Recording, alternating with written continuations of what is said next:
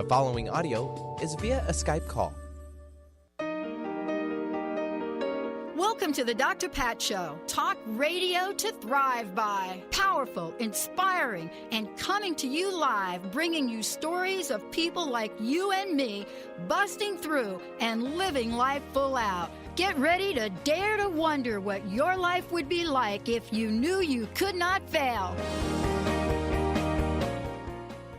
Hey, everybody, welcome. Hey, welcome. Welcome to the Dr. Pat Show, Talk Radio to Thrive By. And thank you all for everything that you've been sending us in terms of the network. And yes, it is our 15th year. We are celebrating that for Positive Talk Radio. And soon to be announced several of our new channels, including our God Talk channel. Today is a very special day for me. I was kind of joking a little bit to my guests that, you know, if you'd asked me as a kid growing up in the Bronx, whether or not I'd be having a conversation with the people that are the author of this fabulous book, Order of the Sacred Earth, an intergenerational vision of love and action. And I'm referring to today, for those of you, just so you're wondering who I'm talking about, you know, I'm talking about Dr. Matthew Fox. I'm also talking about Skylar Wilson and Jennifer Listug joining me here today. These three people on the call today have contributed more than just the writing of a book. And, you know, today, as I think about this and I think about the body of work that each has put together individually, but what the collective now brings to the forefront, it is a book that is all about, for me, and many of you are called to action. Many of you know Matthew Fox, internationally acclaimed theologian, spiritual maverick. I love that when I was reading about that. And he has literally, his life has been in revolutionizing as well as evolutionizing, you know, Christian theology and a level of consciousness for all of us that taps into the possibilities of spirituality. And today, whether you know his work and his many, many publications, New York Times, Washington Post, radio, television, all of the above, you know, what you can say is that we are all here gathered today to open up a conversation and a narrative on a new order. And you'll hear about that. Skylar Wilson, you know, is someone as well that is saying yes to the world at large, but not just from a conversational point of view, but from an actual action-oriented point of view. Developed Wild Awakenings while he finished his graduate studies in philosophy, but more than that, a visionary as well. And when we think about Jennifer and we think about, you know, what it means to show up and come to the world, whether you think about Jennifer's publishing career in the New World Library, or whether you think about being passionate about transformational energies, these three come together where the sum of the parts far exceed anything that I could say in words. So thank you all for joining us here today. Thank you so much. Good to be with you. Thank you. Great to be here. So I have one question I'd like to ask each of you. And for me, it's a question that I've been asking people for 15 years. I just gave folks a really brief introduction to try to sum up who you are. But the question I'd like to start out with, as the authors of Order of the Sacred Earth, is this question. I'd like to know from each of you, what challenges, what obstacles did you have to overcome, not just to be here talking about this book, but to be here in this very moment, to be who you are in the world? And let's start with Dr. Fox, if we could. Well, first of all, Jen and Skylar are in their 20s and 30s, respectively. And I'm in my 70s, so we are a different generation. And that's part of our pitch, that we need intergenerational wisdom. But speaking of orders, I was a member of the Dominican order in the Catholic Church for 34 years. I got silenced by the Vatican. for a year, and then I got expelled from the order because of my positions on women's rights and gay rights and earth rights. And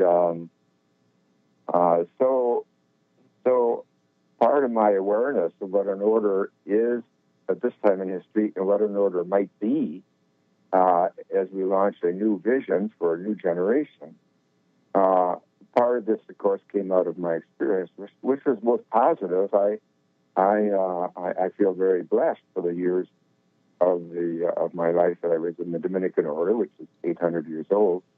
And I met some wonderful people alive and dead, including Thomas Aquinas and Meister Eckhart, who were Dominicans, and also Giordano Bruno, who was burned at the stake in the year 1600 for bringing science and religion together.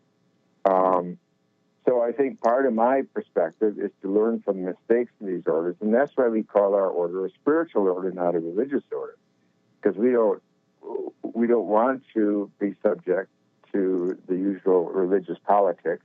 What's at stake today is the survival of the earth as we know it, and therefore our species and these other wonderful species we share the planet with. That is what this order is about. And so we draw on anyone who wants to come, be they Buddhist, the Taoist, Native American, Christian, Jewish, Muslim, or atheist, if they agree to the one vow that we are about, that binds us together, namely that I promise to be the best lover of earth and the best defender of earth that I can be.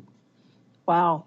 I knew we had something in common, Dr. Fox. I got thrown out of Dominican Catholic boarding school at age 6. Can you imagine throwing a 6-year-old out of a Catholic boarding school? Oh, my gosh. And, I didn't do anything quite like you. But see, I went in and I told Sister Michael Anthony that Jesus told me my mother was with him. And so that was enough to haul me off to Mother Superior. So this is going to be a great show. It's going to be great. Were a prodigy. You were a prodigy to get kicked out so young. Oh my gosh! I mean, I'll tell you that life has never been the same. Oh man, there's something in common, I guess. Yeah. And by the way, I'm still doing it. Skylar, how about you? Oh wow, where to start? Where to begin? Yeah.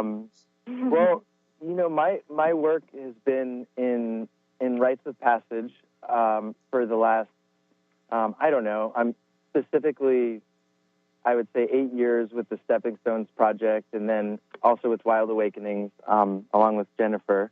And rites of passage is, I think it starts when you have when you come in contact with, for me anyway, it was coming in contact with my core wound and sense of separation, sense of challenge. And I definitely had my challenges growing up, like I think both of you, getting kicked out of things and feeling like do I belong? What do I belong to? And where I went was the wilderness. And from an early age, it was always going out into nature and speaking with animals and connecting on a visceral, immediate level with nature. And just I found that sense of purpose, of connection, love, intimacy, oneness, a lot of spiritual values, and things that have nourished me through challenges that I've often come up against in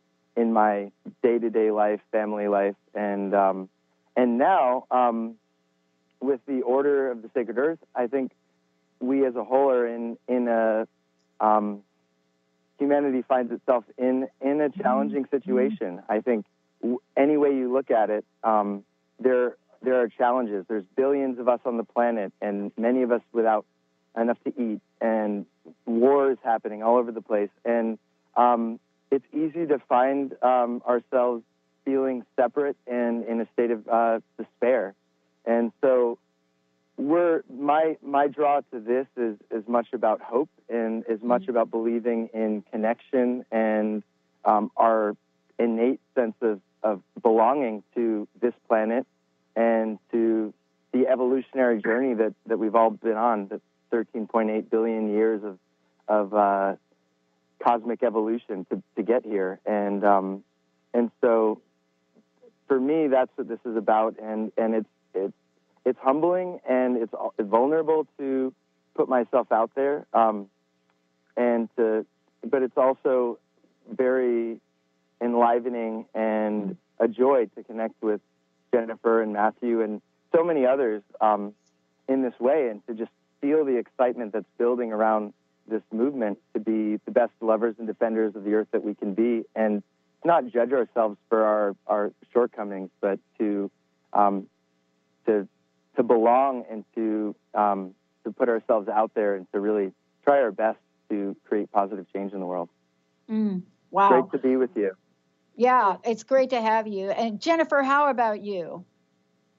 Yeah, as both of them said, so many little challenges along the way, even still and daily. But the biggest one that comes to mind for me is just that this existential lack of purpose that I felt for so long.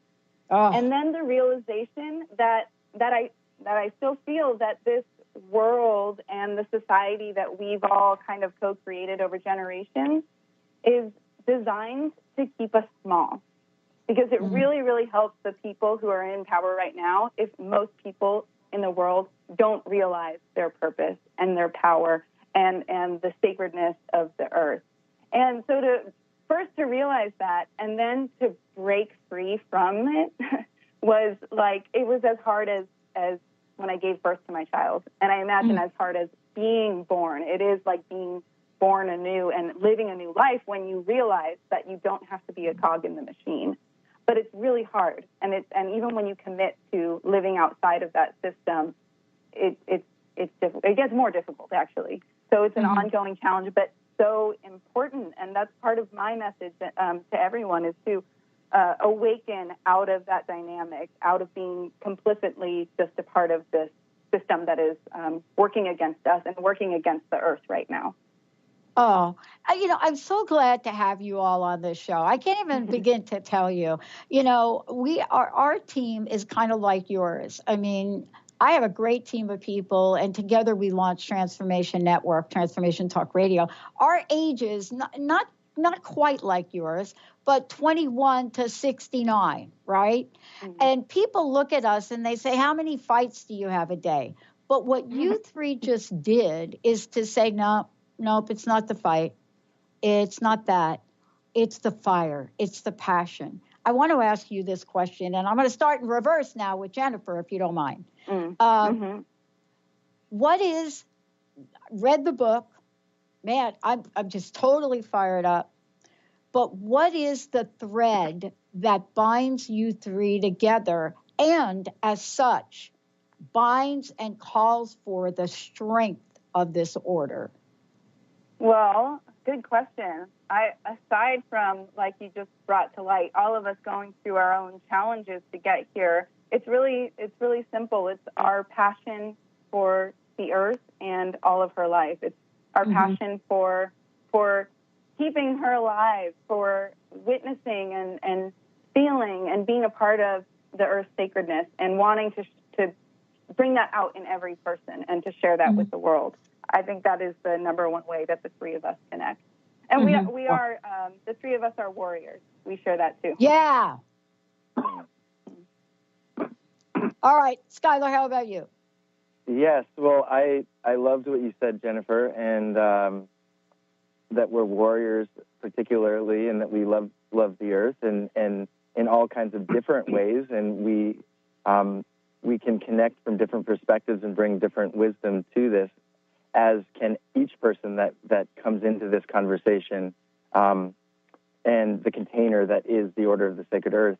And I feel most of all what binds me to Matthew and Jennifer and to all those that I really connect with is a sense of awe and wonder for life and for an appreciation, reverence even, for the sacredness of life, for the profound gift that this life is. And when we're coming from that place, we can connect in a way that's open and also focused, because we have a sense for what the possibilities are of how we can connect in the moment and what we can do together, what our common connection to that sacredness, to that purpose is. And when I see other people who have a purpose, who are struggling with it, who are open and vulnerable to their struggles and willing to do it nonetheless and be strengthened by those struggles, I fall in love again with them, with myself, with this collective vision that we're on, this collective purpose, this collective life that we share. And it moves me. There's nothing better than being in connection with others who are engaged in a large vision and also acting on it in small and large ways. Oh, thank you. And how about you, Dr. Fox? Well, my life's work and my 35 books have been about recovering the creation spiritual tradition. And what's obvious today is that creation, certainly this corner of it, this special earth that we all share, is in profound decline. I just finished a book this weekend by Roy Scranton called We're Doomed, Now What? Yeah. Which isn't a real happy book, but at least it cuts through the denial that our politicians and our media and our millions of distractions fed to us daily are feeding us on a regular basis. And so for me, part of my fire is moral outrage at the way our species chooses to be in denial, because it is a choice to be in denial, and chooses to continue the exploitive, the exploitation of Mother Earth in the name of an economic system that has become an idol and is dead and is killing things. So I like the word warrior that Jen and Skylar brought up. The warrior is different from the soldier because the warrior works out of love. So as they both said, it is our love of the beauty, the awe, the gratuitous gift that this earth is, that took 13.8 billion years to develop, the cosmos that is, and invited us here. So why aren't we returning gratitude for this gift and reverence?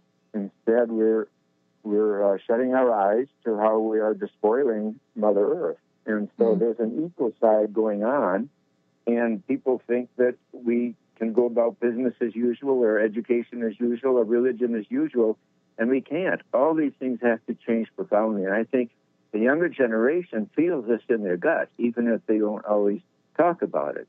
But that's what I'm interested in, is how whatever wisdom we can garner from our ancestors about how we learn to love ourselves and Mother Earth, and don't go into either denial on the one hand or despair on the other. And there's a certain despair in a title like "We're Doomed, Now What?" I love the definition of hope from David Orr, the eco-philosopher, who says hope is a verb with the sleeves rolled up. So for me, the movements of our time, whether you talk about the Parkland movement of high school students there, or the movement from the Native American movement there to resist oil and so forth on their properties and waters, Black Lives Matter, all these movements of our time, they show this side of human nature, which is, on the one hand, love, but is also outrage.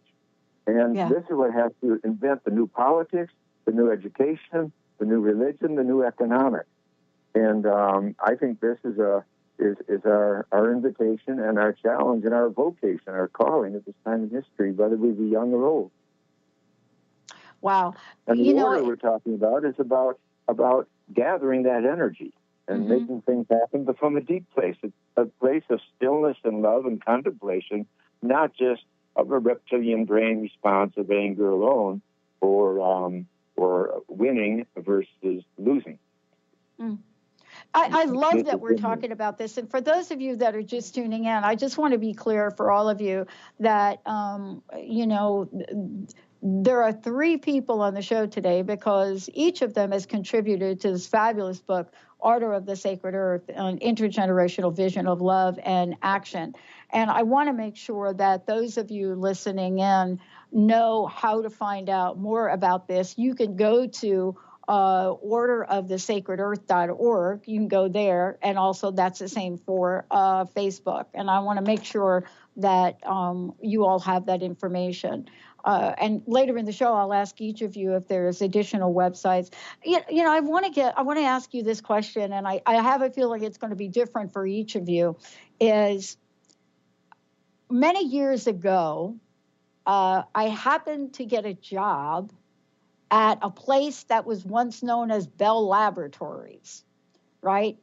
So Ma Bell Laboratories. But that's not really what was important about this. I met a man, and I was barely out of high school, could hardly read or write, but I met a man on my mail delivery route who every Friday, this gentleman brought people in his office bagels, and he would talk to them. And one day I was delivering the mail, and there I was, and he had a bagel, and he handed me the bagel.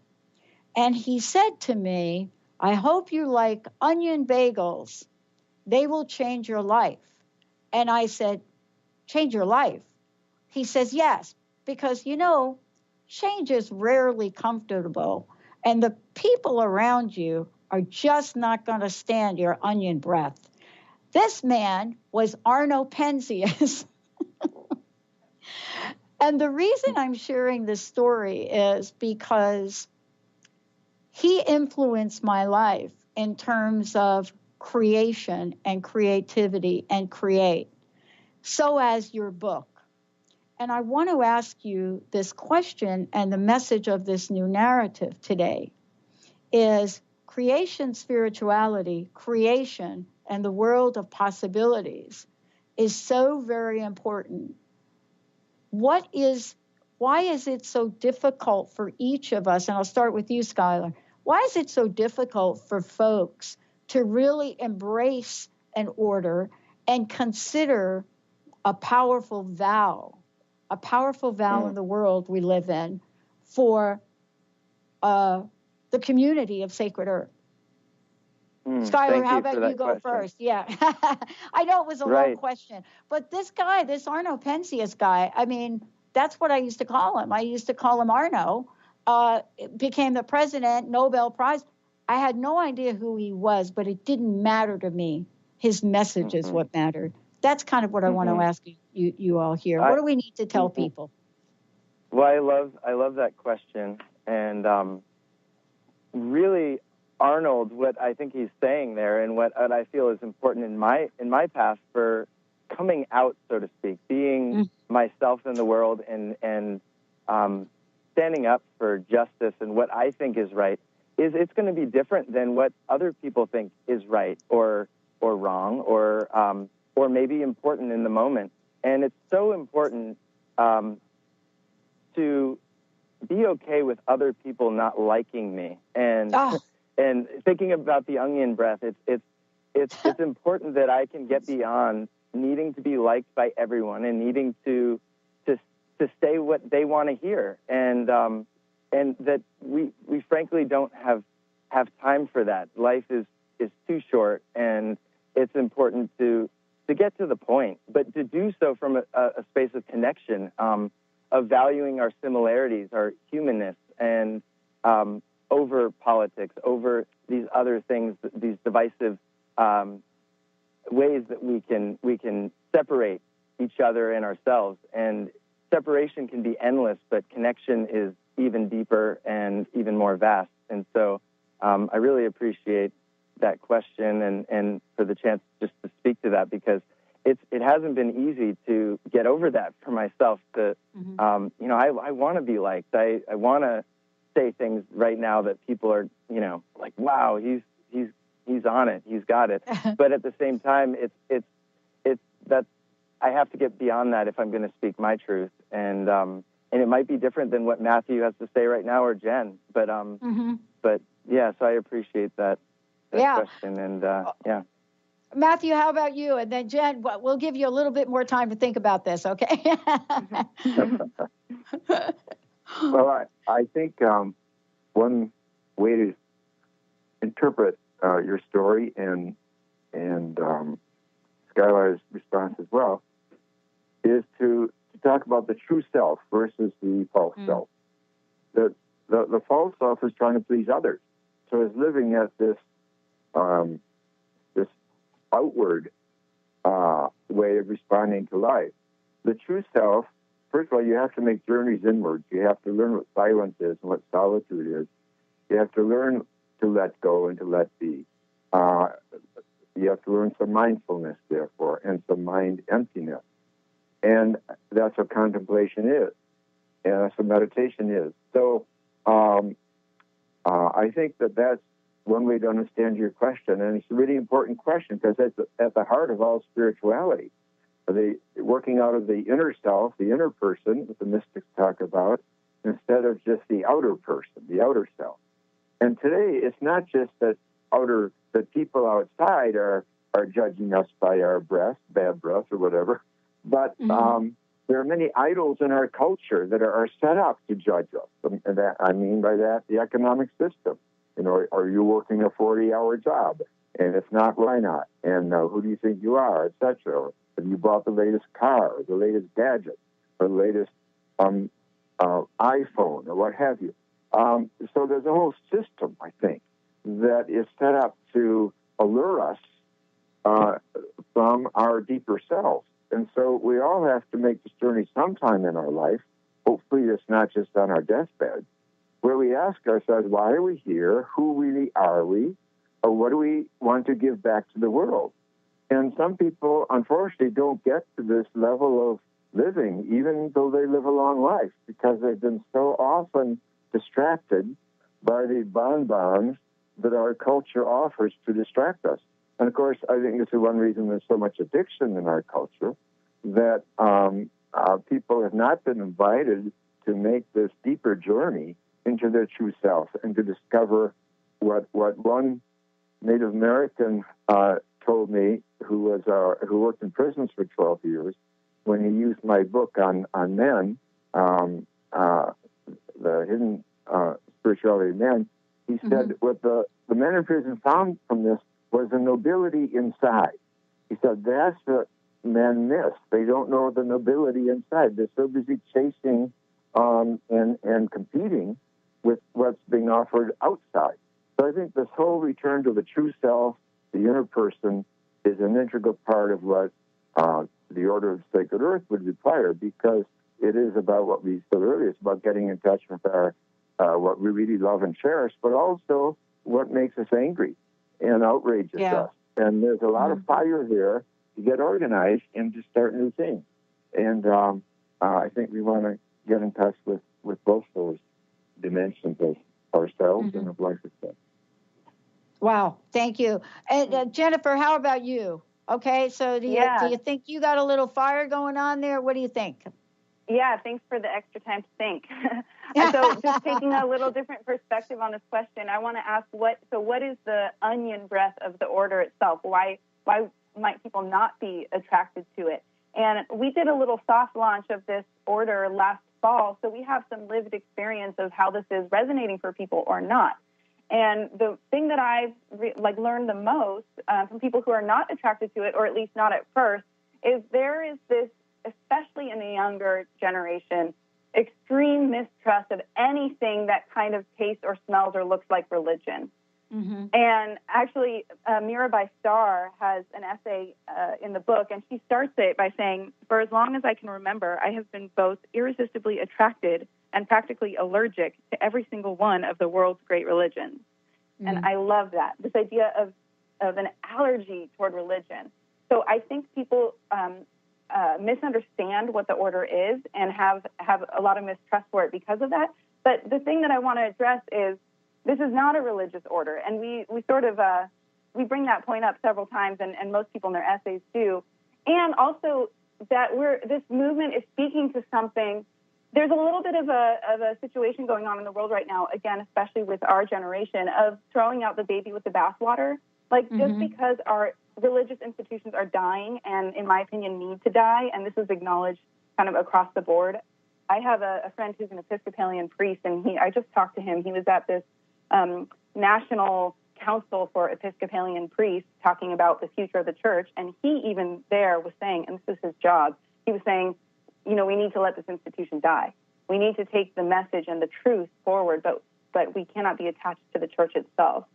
So my experience is that just because we are moving and evolving beyond religion doesn't mean we don't yearn for connection and in a way to come together in awe and wonder and experience of the sacred, and to have meaningful rituals for these important stages in our lives. That's something that the church used to offer. And so there's this is part of what the order wants to do, is carry forward the still valuable components of what our great religions and wisdom traditions used to serve, and evolve them for our evolving species. Wow. Thank you. I want to just ask this question. How can people find out more about the Order of Sacred Earth? What's the best place to send people? Because I'm pretty much not going to take a break during this show because I really want to keep the conversation going. But I want folks to know how to find out more about each of you and how to find out more about the Order, and definitely how to get a copy of the book. You want me to take that one? Yeah, go ahead. That'd be great. Yeah. So as you mentioned, our website, orderofthesacredearth.org, we're just now starting a blog of people who are inspired by the message, are starting Order of the Sacred Earth community. So you can also email us, orderofthesacredearth@gmail.com, and we'd love to connect with you and even put your story up on our website, on our blog. And then, on Facebook, facebook.com/Order of the Sacred Earth. It's all the same. So love to connect with you that way. You can get the book, please, from your local bookstore. Yeah. Or if not, you can also get it on Amazon, on Barnes & Noble, anywhere on the internet. Well, thank you. I want to do something a little bit different about this next remaining part of the show. I want to be less orderly. And I want to just bring up a couple of things in the book. So I've read the book twice now, and there was so much in here, I had to read it twice. But let me tell you the impact for somebody like me. So may not seem like much to you, but I generally don't kill many things, right? I don't kill spiders. I don't do that thing, right? And I had a mentor who lived in Sebastopol, in California, who took me out on my first vision quest in the late 90s, which changed my life. But this morning, I spent 20 minutes dancing with a spider so that I could comfortably help it out the house until I finally realized, why am I even doing that? This house is big enough for both of us. 20 minutes it took me to get that message. And it's because of a few things I read in the book. And I want to just have a conversation about them. One of them is in the New Enlightenment. But also, as we talk about a new level of enlightenment, I also want to talk about some of the underpinnings that I feel are in this book. That it actually, this new enlightenment is not a passive thing. See, sometimes when we've been talking about enlightenment, I've gotten the sense of a real passive energy. My sense is, or at least for myself, in creating a network that's all positive talk, it's about a more assertive energy. And I want to ask each of you, in how does this new level of enlightenment usher in the spirit of creation spirituality? Just jump in, anybody. Well, Skylar here. I loved how you named the assertive energy piece, and also just the dancing with the question of how to coexist with a spider. The level of participation that's required to be in this life fully, and to not fall back into what I think so often comes with being human, which is an unconscious sense of division or separation with the world, because it's easier. It's easier to other the spider, other another culture, or other anything that's going to be a challenge to dance with or to be with. And yet I think that assertive energy is necessary because we don't want to, in some mushy way, we don't want to make it all one too easily. To the new Enlightenment, I think, is different than the old Enlightenment, because the old Enlightenment, from Buddhism and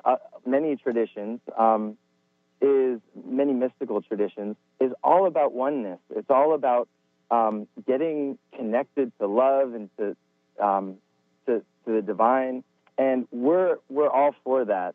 But the new Enlightenment, I think, leans more towards realizing the differences, because we can come with a more in touch, realistic, and differentiated sense of things. We want a whole diverse ecology of an experience. We don't want it just to be, we're not trying to, the Order of the Sacred Earth isn't just, it's not a cult.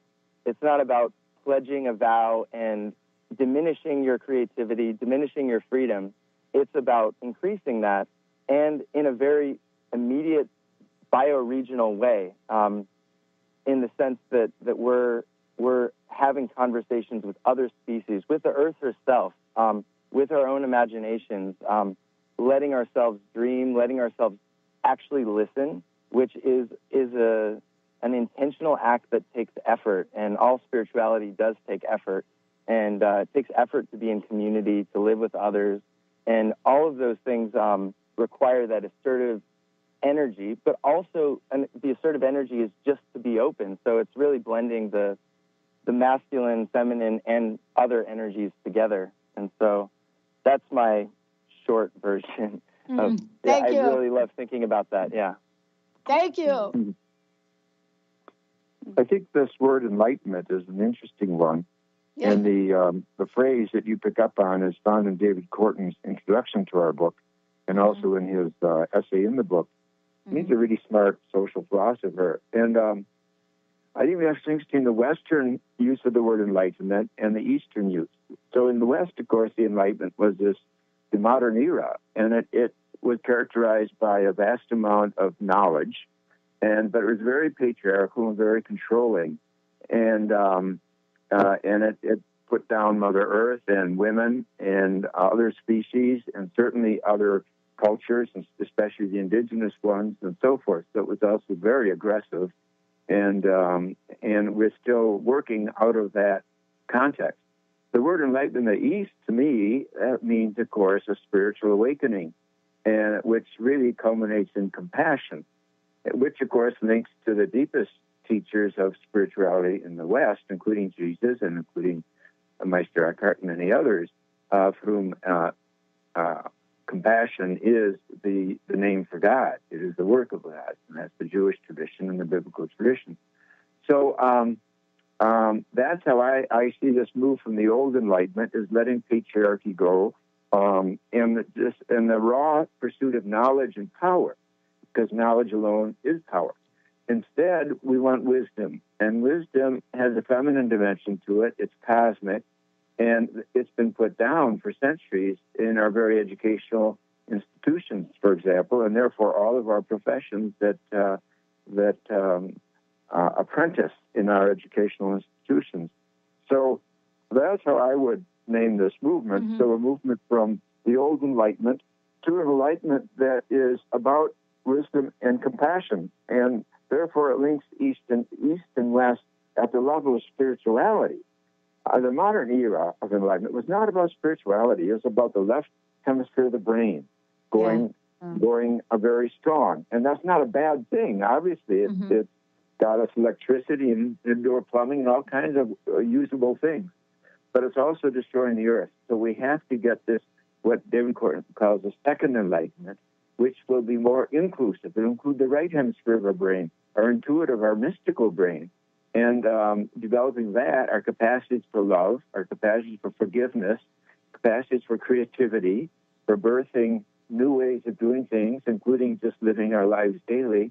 And as you say, questioning whether we have to kill every spider in our house. All this is, I think, the journey that we're on as a species, and we're hoping that the Order of the Sacred Earth will be a shortcut, will allow people to kind of shortcut into this new consciousness, which in fact, in many ways, is an ancient consciousness, of putting wisdom before just knowledge, but incorporating knowledge into a bigger picture of how to serve, and especially how to be compassionate. And as Jesus said, be you compassionate as your creator and heaven is compassionate. This idea that compassion is the work of the universe, it's the work of God, and it's our work too. Yeah, I love that you talked about that, because one of the reasons I did get kicked out of that Catholic boarding school, by the way, at age 6, was that, you know, while Jesus did, as I'm looking at the 9th station of the cross, right, did tell me that my mother was with him. And as I walked into Mother Superior and Sister Michael Anthony is pulling my ear off, Mother Superior's got tears in her eyes because my mother had just committed suicide. So you see, I think as a child, when I get a lesson like that, not following my intuition has been extremely painful. And I'm glad you brought that up. And Jennifer, may I ask you a different question, but kind of along the same lines? Okay. So I'm a little bit Italian, and so I'm reading Claudia. Italian. Yeah, I'm reading Claudia Piccardi, right? And I want to ask you this question, if I could, because I was transfixed on this for a bit. And she goes on to say, although I believe that most human beings have encountered this experience, talking about the experience of the sacred, earth and cosmos, talking about, you know, the seeds of what she's talking about, OCE here she refers to. She says this. She says, mystical awareness nurtures the experience of the sacred.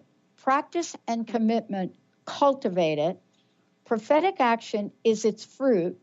And as all fruits do, it seeds the ground for a deeper encounter with the mystical. And then goes on to say, the order of sacred earth, as she understands it, is precisely such a framework. Its openness to all wisdoms, tradition, and interdependence from all dogmas, together with it being deeply rooted in what we all share, a life on this wondrous planet, can thus be the key to opening the cage.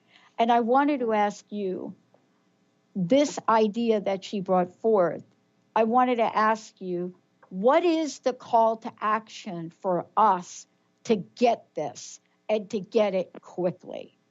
I really think quickly, not like get it in 50 years from now, like now. Thank you. Yeah, I love that. It is related to the last question. You'll notice the subtitle of our book is An Intergenerational Vision of Love and Action. And we have to do it quickly because we're running out of time. We've, many people believe we've already reached that turning point. So I love what she's saying there, because it's the love side of this idea of love and action. And what I believe is that either one without the other is sort of pointless right now. So getting into our spiritual practice, whatever that is, so we can reconnect with our sense of presence and the higher power, if we believe in that, and our sense of the sacred, that is the energy that is going to drive our action and let us come out into this this very challenging and hurtful and destructive world. We're not going to survive out there as warriors if we're not connected with our own sense of purpose, sacred, divine. And like Matt said, the idea of warriors, that we are acting from love. But then the reverse is also there. Like both Matthew and Skylar were speaking to in your last question, the just sitting, on our mountaintop and meditating is not enough right now. And I know Matt always, you're going to have to give me the credit, Matt, because I can't remember who it is, but he often quotes that hope is a verb with the sleeves rolled up. And that's very much what this book is about. Yeah. We're rolling up our sleeves, we're putting on our boots, and we're going out into the world because it's time. Yeah. Wow, thank you. I know we've got a few minutes left, and I want to just go around to everyone, because while I think this is a fabulous book, I was really struck by the fact that it not only gave me hope, but for those of us here that have created a positive talk radio network that's going to go from 1 channel to 10 within 4 months, both existing psychic talk radio and God talk on the same network. People want to have me committed, by the way. They just think I've lost my mind, that I should be retiring. So here is the question I'd like to ask all of you. There is a clear call to action, and you talk about it in the vow part of the book, I think. We probably talk about it a lot. Recently, I told folks I was starting a blog called Now Enlightenment. And they asked me, what right did I have to talk about now enlightenment? Where are my credentials? And my answer was, I don't know. It's just something I want to do. So I want to ask you guys, what is that something y'all want to do that people are probably telling you shouldn't do? All right, Matthew, you want to go first? Well, I think we're back to that word that you picked up on a few minutes ago, and that is intuition. And also working from the inner self, that your creativity, as I wrote about in my book on creativity, very often the Holy Spirit works through our creativity. Yeah. And Thomas Aquinas says that the same Spirit that hovered over the waters at the beginning of creation hovers over the mind of the artist at work. So your work as a journalist on the media, the Holy Spirit is telling you to do this wild thing, go from 1 to 10. And it's not a rational decision. It's an intuitive decision. And it's interesting that Einstein himself says that values do not come from our intellect. He says values come from intuition and deep feeling, which he says are the same thing. And the word I use for that is mysticism. So, and also you're willing to take a risk, to fail. We have to be willing to fail with these new projects. And so, and in fact, the whole idea of the order came to me in a dream that woke me up at 4 a.m. and it said, do it, in capital letters with 4 exclamation points. And so I started to talk about it with people, including Skylar, and now here we are.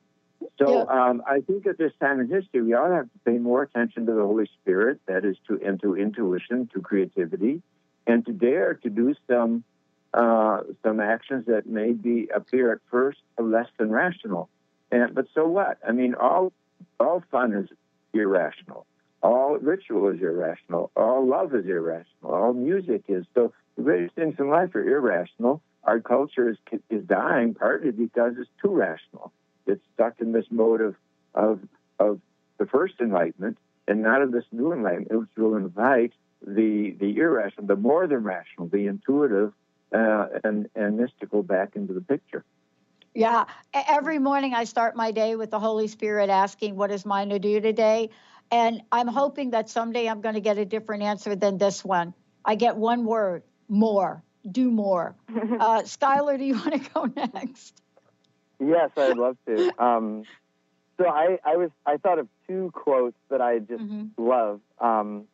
One is by the statesman and playwright Václav Havel from the Velvet Revolution in the Czech Republic, and he said, I'm going to paraphrase him, but hope is not the conviction that things will turn out all right or that they'll work out, but it's the knowing that life makes sense regardless of how it turns out. And I just love that because it's like we don't know what's going to happen. Another Native American teacher of mine, he says, we're all in kindergarten. We're all just learning, how to be human. At most we're pre-adolescent, in terms of what we're going after, what we want, what we don't want, what we like, what we don't like. But there's a larger order, if you will. There's a larger sense-making process that we can start to get into when we pray or we ask these bigger questions and we listen, like you said that you do every morning. And so that brings me to the second quote by Howard Thurman, which is, ask not what the world needs, ask what makes you come alive, and do that, because the world needs people who've come alive. And that, to me, intuition and the impulse to live, that from within is beyond any sense-making rationale.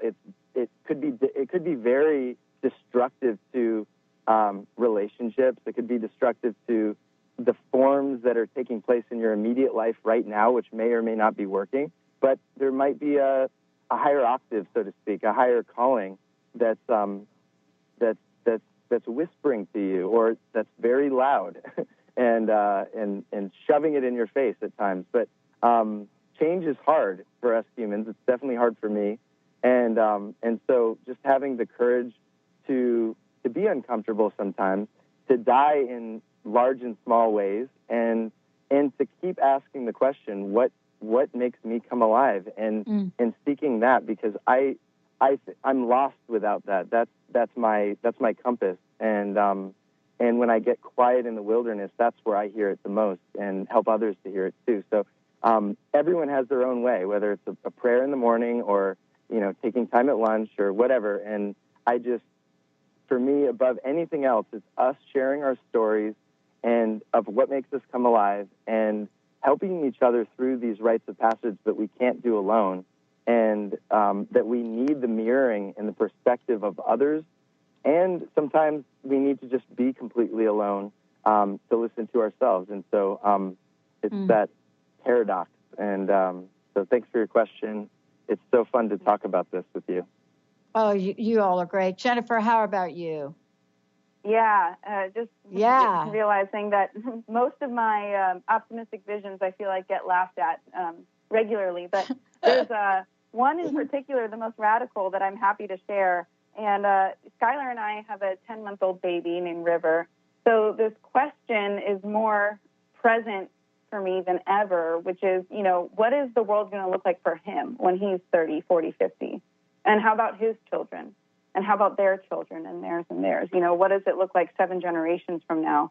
And my just radical optimistic vision that gets laughed at even by very optimistic, hopeful people is, I want to see someday, maybe in the afterlife, a borderless world. I want to see us erase our arbitrary lines in the sand and recognize that we all share one home, which is the sacred earth. Thank you for the question. Thank you all so much. I just love what you're doing. I love the message. I know you're busy doing a lot of interviews, but I would like to leave the door open for you to come back. There's so much more here that is, for me, not just a book to read, but it's a way to bring people together under something so much greater than any one of us could do. So thank you to all three of you for doing this. Thank you so much. Thank you. You're welcome. Thank you. Dr. Pat. All right. That, for those of you out there, Order of the Sacred Earth, and I am just so honored to have this conversation today. To all of you out there, I know you've heard something. Please get a copy of the book. Please go and check out Order of the Sacred Earth. And also, when you go to our site, either on the Dr. Pat Show or Transformation Talk Radio, you'll see a button there. It'll take you right over there.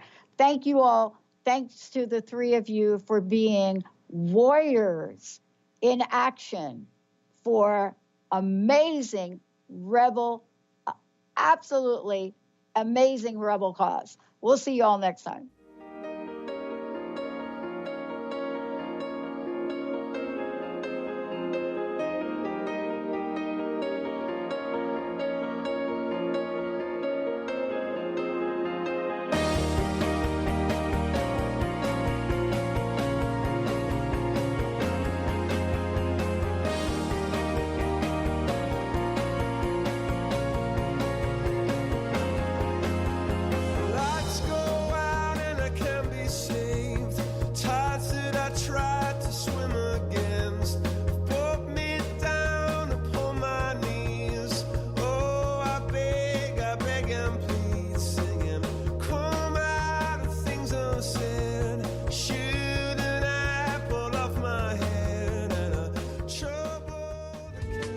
Preceding audio was via a Skype call.